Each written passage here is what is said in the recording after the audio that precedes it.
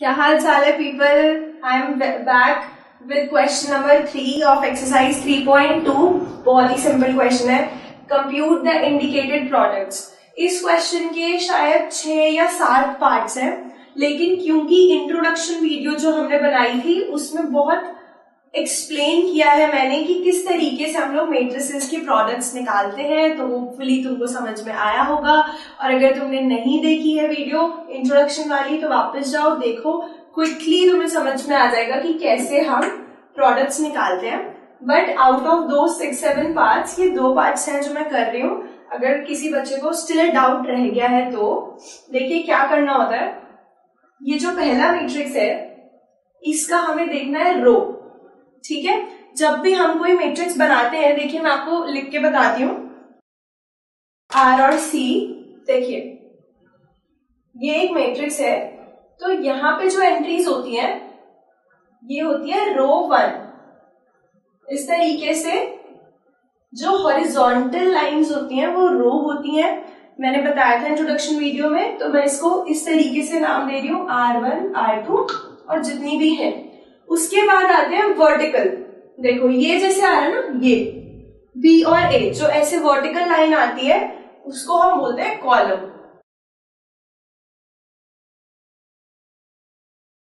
ये देखो ये हो गया कॉलम। इस तरीके से और कॉलम्स आएंगे। तो पहले तो ये ध्यान रखना है कौन सा रो है कौन सा कॉलम है, ठीक है। उसके बाद क्या करना है, पहली रो, पहले मैट्रिक्स की पहली रो उठा के दूसरे मैट्रिक्स की पहले कॉलम से मल्टीप्लाई करनी है। ये देखो मैंने एक बार इस तरीके से भी समझाया था कि ये ऐसे, ये पहला रो है और ये पहला कॉलम है।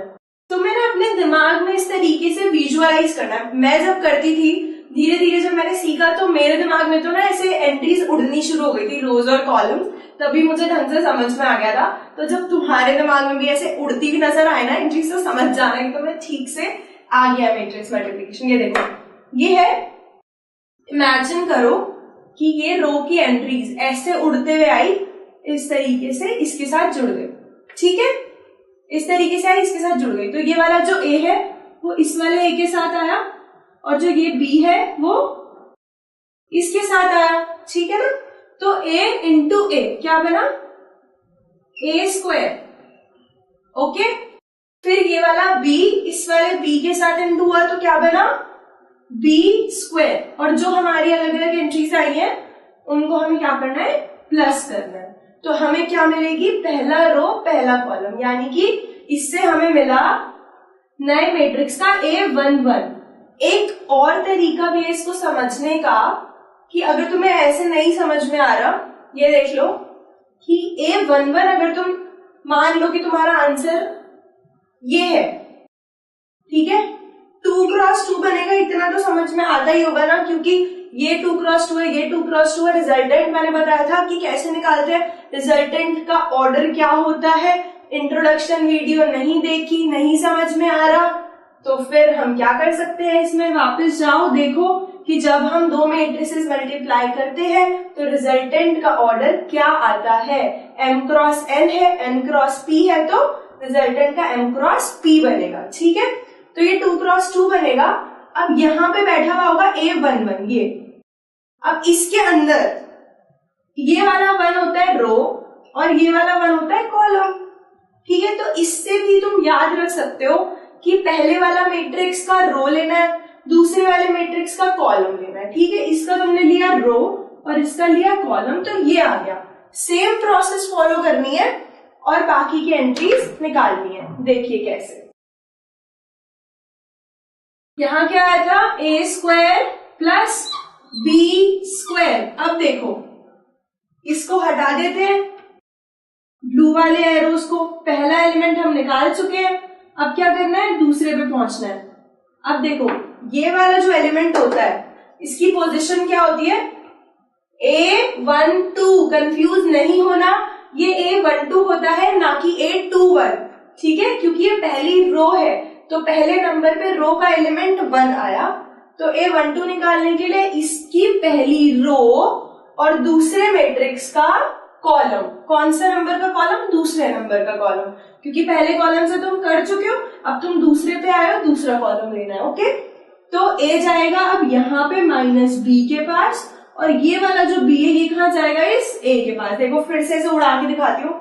ये है, ये देखो ये है, इसके साथ कर चुके, यहां लिख दिया, फिर ये खिसक के यहां आ गया, ये ऐसे इसके साथ मिल गया, पहला रो दूसरा कॉलम। समझ रहे हो?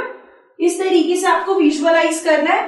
तो a माइनस बी में मल्टीप्लाई हुआ, क्या बना? माइनस ए बी, और फिर प्लस बी ए बोलो या ए बी बोलो, एक ही बात है, ठीक है ना?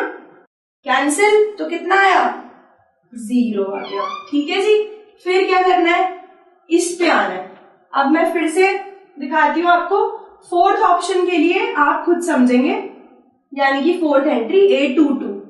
ठीक है जी, ये देखिए, अब हमें क्या लेना है? दूसरा कॉलम और पहला रो। दूसरा कॉलम इसका और पहला कॉलम इसका। देखो शुरू में हम ऐसे आए, फिर हम ऐसे आए, फिर हम ऐसे आएंगे, और ये यहां चला जाएगा, second row second column, last में फोर्थ बन जाएगा। ठीक है ना? तो A21 की बात करेंगे अब। यहाँ पे क्या होता है? A21, तो पहले वाले मैट्रिक्स का दूसरा रो और दूसरे वाले मैट्रिक्स का पहला कॉलम। ओके, पर ये बात हमेशा याद रखनी है कि ARC होता है, जब मैट्रिक्स मल्टीप्लिकेशन करो तो पहले मैट्रिक्स की हमेशा रो उठाई जाती है और दूसरे मैट्रिक्स की हमेशा कॉलम उठाई जाती है। तो इसको इससे मल्टीप्लाई करोगे, माइनस बी इंटू ए हो गया माइनस बी ए, और a इंटू बी, ये इसके साथ और ये वाला इसके साथ, a इंटू बी, फिर से गायब, फिर से क्या आ गया? 0। ठीक है जी, अब फोर्थ देखो, second row second column, minus B B square plus a into A square, क्या बन गया? जो यहाँ पे था वही, डायगनल डायगनल भाई भाई, ये डायगनल वाले सेम बन गए, नॉन डायगनल 0 बन गए। हो गया? अब चलते हैं सिक्स्थ पार्ट की तरफ।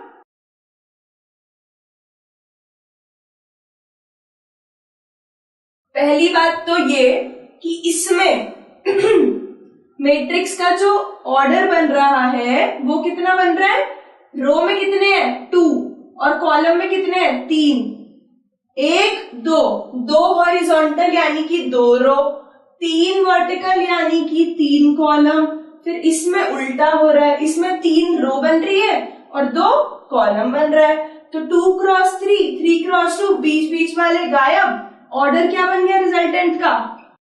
समझ गए? ऑर्डर जानना बहुत ही जरूरी है। तो अब आ गए 2 क्रॉस 2 बनेगा, इतना पता चाहिए तो आगे भी पता चल जाएगा। अब क्या करना है?